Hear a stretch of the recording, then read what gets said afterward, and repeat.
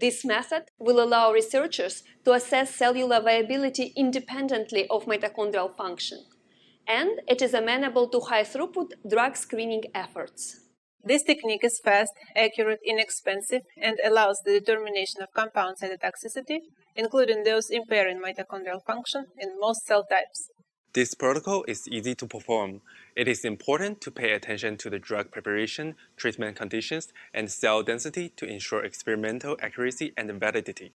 Visual demonstration of this method is important because image acquisition and image analysis steps can be hard to recapitulate, especially for researchers having little experience with Gen 5 software.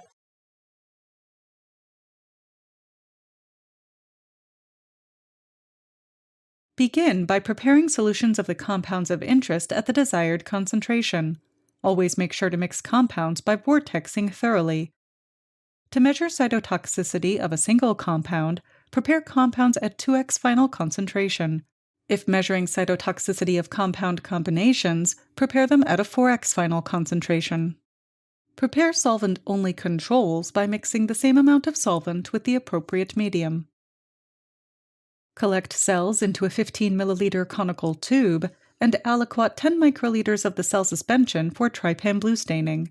Add 10 microliters of 0.4% trypan blue to the aliquot and use a hemocytometer or cell counter to count viable and non-viable cells. Pellet cells in the 15 milliliter tube at 200 times G for 5 minutes, then aspirate or decant the supernatant. Resuspend the cell pellet in assay-appropriate media at a cell density of 3 × 10⁵ cells per milliliter.